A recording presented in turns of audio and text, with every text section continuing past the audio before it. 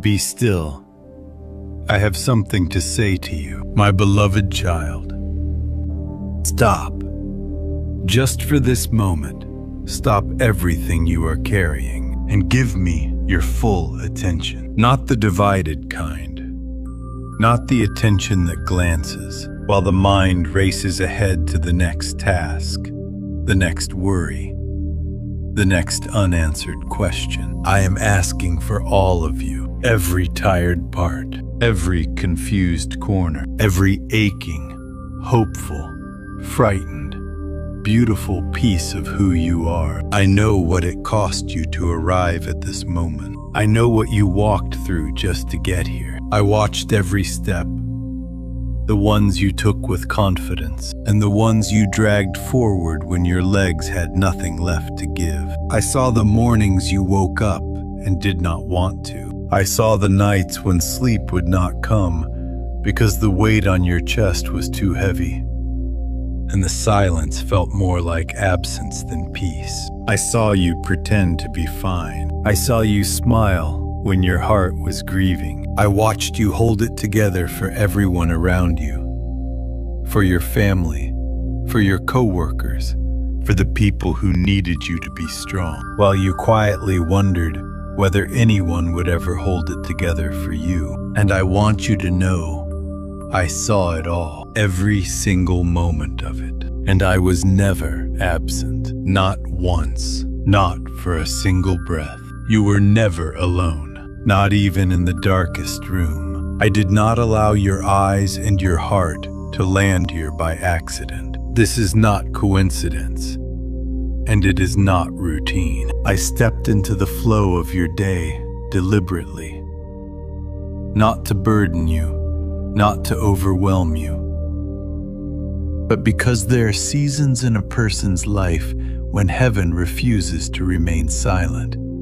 And this is one of those seasons for you. You have been moving very quickly lately, deciding while exhausted, evaluating while emotionally stretched thin, reaching conclusions while carrying more than one person should carry alone. And I love you far too much to let you continue that way without interruption. So I am interrupting you, gently, but with intention. I am placing my hand on your chest, not to stop your heart, but to slow it just enough that you can feel it beating again. Just enough that you can remember you are alive. You are here. And what comes next matters. Breathe in, breathe out.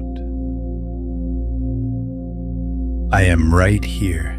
What you are about to receive over the next several minutes is not a performance. It is not a set of instructions designed to make you feel guilty or to measure you against a standard you cannot meet. What I am about to give you is something far simpler and far more powerful than that. I am going to give you truth, and I am going to give you love. And I want you to let both of them in, all the way in. Past the defenses, past the armor, past the carefully constructed walls you built to survive the things that once tried to destroy you. Those walls served a purpose. I am not condemning them, but walls that once protected you can also, over time, begin to imprison you. And today, I am here to widen the door so that light can pour into places that have been dark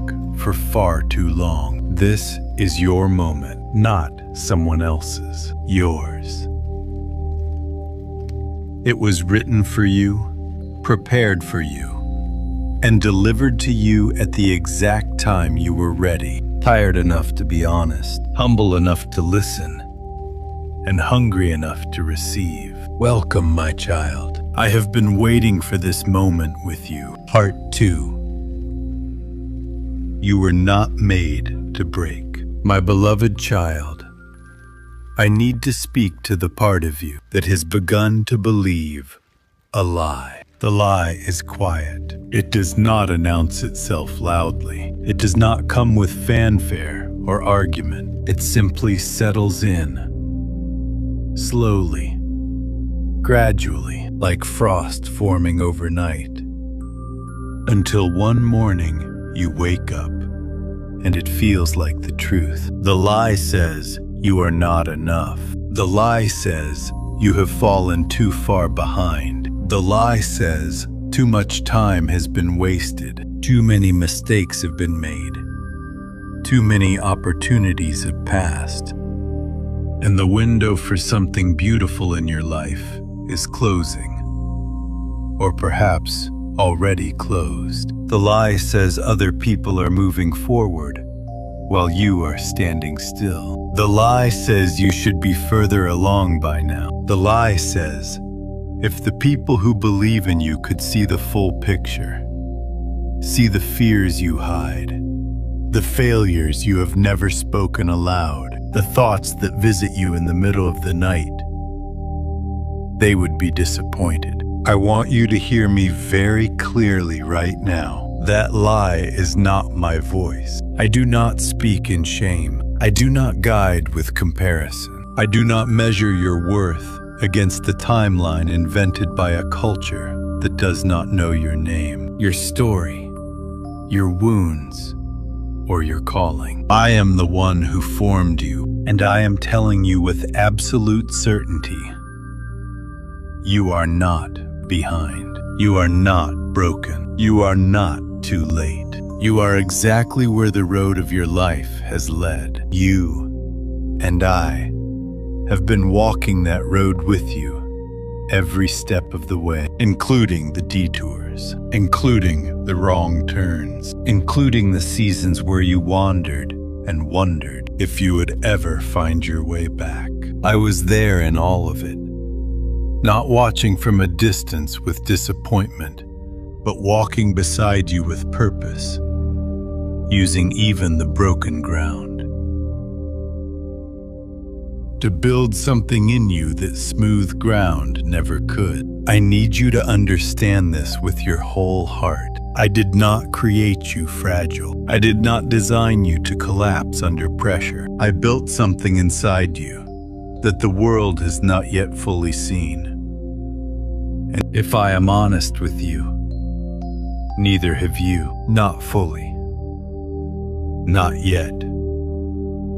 Because what I have placed within you cannot be measured by what you have produced, what you have accumulated, or what others have said about you. What I placed inside you is deeper than achievement. It is more permanent than reputation. It does not diminish when seasons are hard. In fact, listen to this carefully. It often grows strongest precisely in the seasons that feel most like failure. Think back.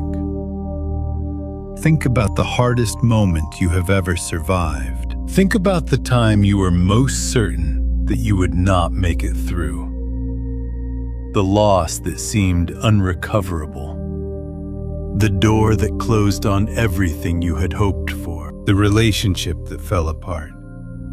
The dream that was deferred so long, it began to feel like a hallucination. Think about how you felt standing in the middle of that storm. And then think about where you are standing right now. You made it through. You are still here, not because you had perfect strength, not because you had all the answers, not because you handled everything with grace and wisdom and composure. You made it through because I put something inside you that does not quit, and because I held on to you even when you could not hold on to yourself. You are a survivor, but more than that, you are being made into something. There is a difference between surviving and being formed. Survival is about making it to the other side. Formation is about what happens to you on the way. And I tell you today that everything you have been through, every storm, every disappointment,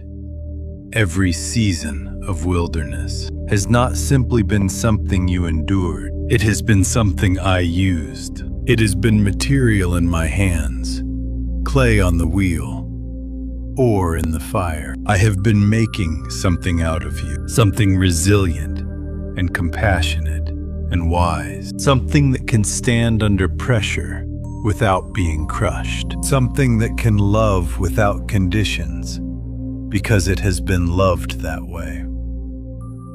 Something that can carry hope into dark rooms, because it has found me in the darkest rooms of its own experience. Do not despise what you have been through. Do not waste the grief. Do not rush past the lessons that only hard seasons can teach. You are not behind. You are being formed. And formation, by its very nature, takes time. So today, I am asking you to release the lie, to refuse it, to look it in the face and say, out loud if you need to, that is not true. That is not who I am. And that is not the voice of the one who made me, because I made you, and you are not what the lie says you are. You are mine.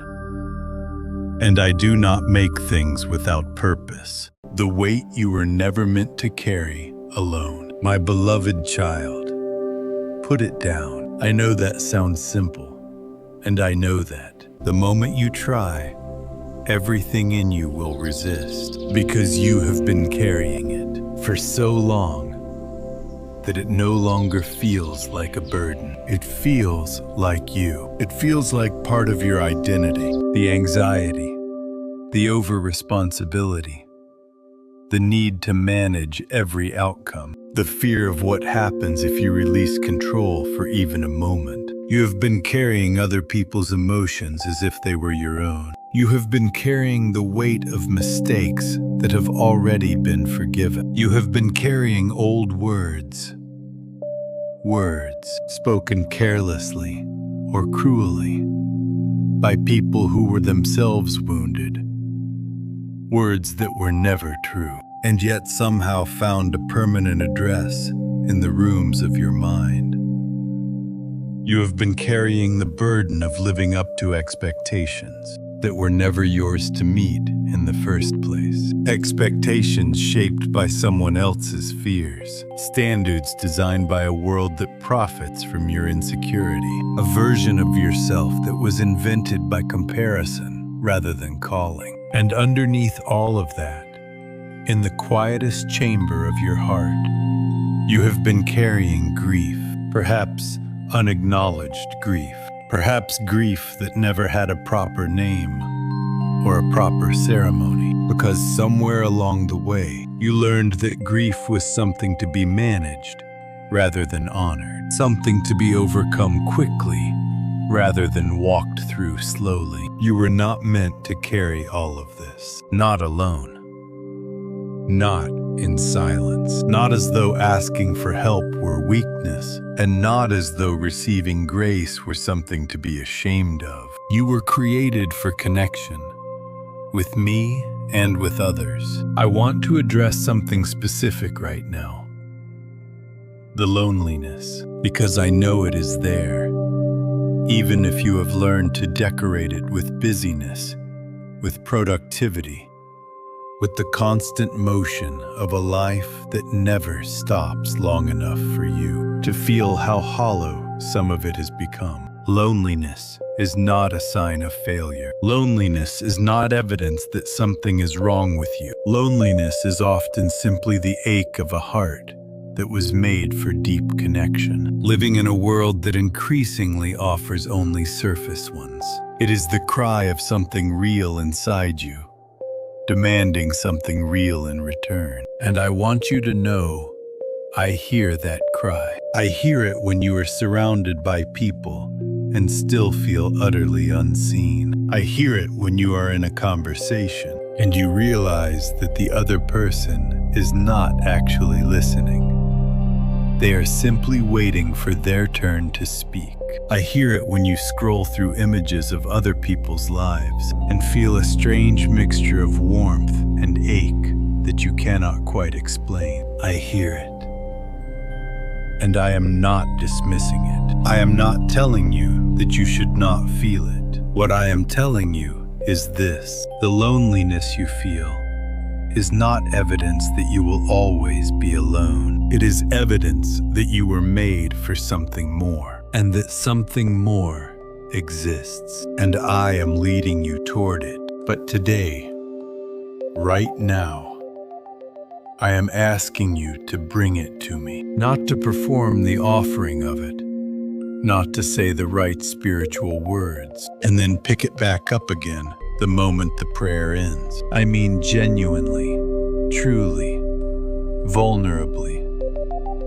Bring it to me. Lay it down in this space. Let me look at it with you. Let me carry the parts of it that are not yours to carry. Let me sit beside you in the middle of it and remind you that you are not as alone as the feeling claims. Because there is a difference between feeling alone and being alone. And you have never, not for a single second, been alone. I have been present in your earliest memory. I have been present in the moments you cannot remember. I have been present in the rooms where no one else was with you, and in the darkest midnights, and in the silences between breaths. I was there.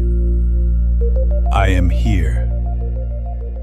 I will be here. So put it down.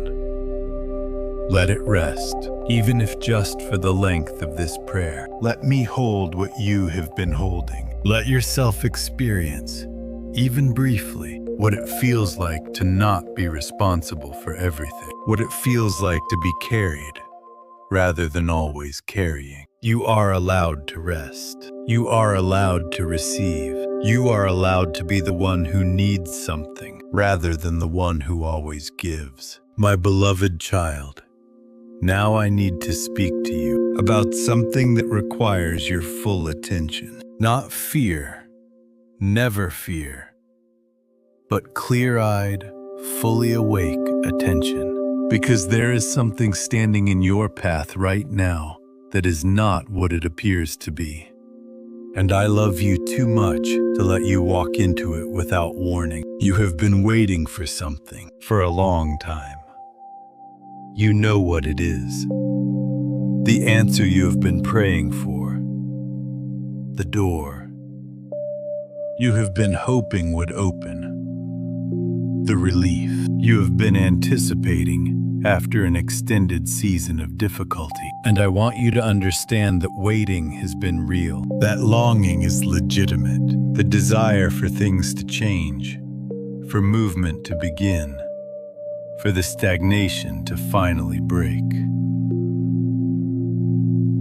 None of that is wrong. I placed those desires in you. They are not signs of impatience or lack of faith. They are signs that you were made for more than where you have been. But here's what I must tell you, and hear every word of this.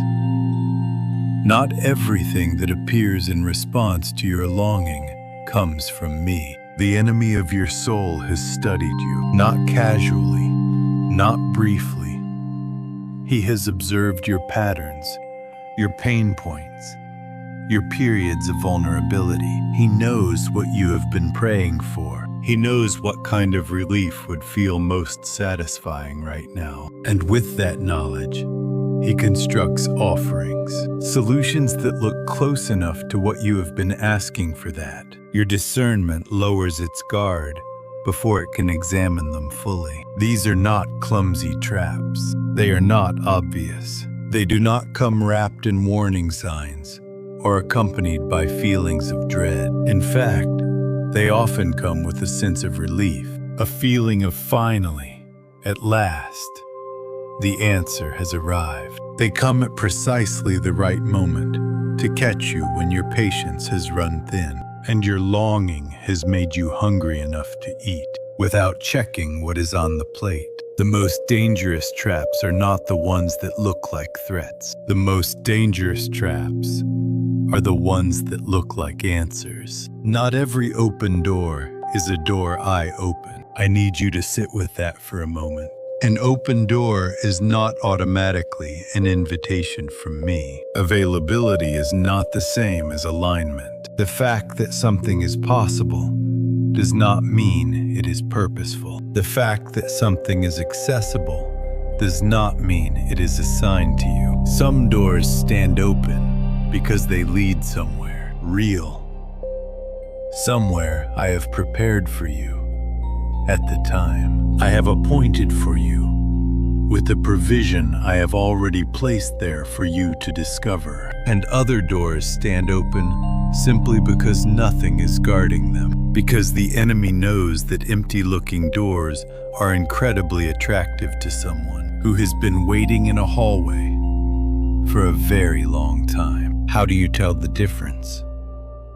Through something I placed inside you, precisely for moments like this piece. What comes from me carries a certain quality of peace, even when it challenges you, even when it requires something from you, even when it calls you into territory that is new and unfamiliar and demanding. There is a settledness underneath the challenge, a quiet knowing that this is right, a sense that you could bring this decision before me without needing to argue yourself into it or rely on external pressure to sustain your momentum toward it. What does not come from me tends to carry a different quality. Even when it looks appealing on the surface, there is a restlessness underneath the excitement, a subtle need to keep moving quickly, so you do not have time to examine it too carefully, a fragility to the rationale. It makes sense until you question it. And then the arguments multiply to compensate for the unease, the check you felt earlier, that internal resistance, that quiet sense of something being off. That moment when your spirit leaned back, even as your circumstances leaned forward. That was not anxiety. That was not fear. That was not weakness or overcaution. That was discernment. And discernment is a gift I gave you because I trust you to use it. Honor it. Do not explain it away. Do not rush past it because the opportunity seems to be expiring. Do not silence it because others around you seem excited, and you do not want to be the one who slows the momentum. Truth does not panic when you slow down to examine it. What is genuinely from me will not disintegrate under scrutiny. It will not lose its integrity when you hold it up to the light and ask hard questions. What is genuinely from me tends to become clearer, stronger, and more peaceful the longer you sit with it in honesty. What is not from me tends to require speed. It relies on your impatience to do the work that its legitimacy cannot do on its own. So slow down. Ask the questions. Sit in the discomfort of not deciding yet. Let the urgency exhaust itself. Let the pressure do its worst, and then notice what remains. What is still standing after the pressure has passed is what deserves your yes. What is truly for you will survive your patience. Trust that. The voice of pressure versus the voice of peace. My beloved child, I want to teach you something today that will serve you not only in this moment, but in every significant moment that follows. I want to describe the two voices that compete for your obedience in moments of decision, so clearly that you will never again confuse them. The first voice is the voice of pressure. It is urgent. It is always in a hurry. It tells you that time is running out, that others are moving forward while you are standing still, that if you do not act now, you will lose your chance, that hesitation is the same as failure. The voice of pressure narrows your vision. It makes the immediate decision feel like the only thing in the world, cutting off your ability to think about consequences, to consider the longer arc of your life, to pray and listen and wait. It tells you there is no time for that. It tells you wisdom is a luxury you cannot currently afford. It tells you that the window is closing and the cost of delay is too high. The voice of pressure appeals to your fears, your fear of missing out, your fear of being left behind, your fear of making the wrong choice by not choosing, your fear of disappointing the people whose opinions matter to you. It knows exactly which fears to pull in order to get you moving. And here is the most important thing I want you to understand about the voice of pressure. It does not come from me. I do not rush my children. I guide them. There is a second voice, the voice of peace. It is quieter. Not because it is less certain, but because certainty does not need to shout. It speaks in the register of stillness. It does not crowd your thoughts. It clears them. It does not narrow your vision. It expands it. It does not cut off your access to wisdom. It invites it. The voice of peace says, you have time to think. You have time to pray. You have time to ask good questions and wait for honest answers. It says, do not be afraid. It says, even if you choose slowly, I will not abandon you in the meantime. It says, a decision made from clarity will always serve you better than a decision made from fear. The voice of peace does not mean the absence of challenge. Sometimes the most peaceful decision is also the most demanding one, the one that requires the most courage, the most sacrifice, the most letting go of things you have been holding too tightly. Peace is not comfort. Peace is alignment. It is the deep sense that this is right. This is real. This is where I am called, even when it costs something significant. Learn to tell these two voices apart. Practice it in small decisions before the large ones arrive. When you feel pressure mounting, stop. Name it. This is pressure. Ask yourself, where is it coming from? Is it coming from truth, or is it coming from fear? Is it coming from clarity, or is it coming from urgency manufactured to bypass my discernment? And when you feel peace, even peace wrapped in challenge, even peace that asks something difficult from you, honor it, move toward it, trust that I am the one speaking in that register, because I am. I also want to speak to the counterfeit of peace. And yes, there is one. The enemy is sophisticated. He knows that if he can mimic peace, he can deceive even those who are listening carefully. The counterfeit of peace is numbness. It is the absence of feeling that comes after. You have pushed down your discernment for long enough that it stops rising. It is the silence that follows when something inside you has gone quiet. Not because the danger passed, but because the alarm has worn out. Numbness feels like relief, but it is not peace. Numbness is what happens when you have been ignoring the check so consistently that the check has gone silent. Not because everything is fine, but because you stopped listening. If you have been feeling numb where you once felt conviction, I want to address that tenderly right now. I am not condemning you. Life is hard, and numbness is often a survival response to pain that was simply too much to feel all at once. But I want to begin to gently revive what has gone quiet in you. Not all at once. Gently, carefully.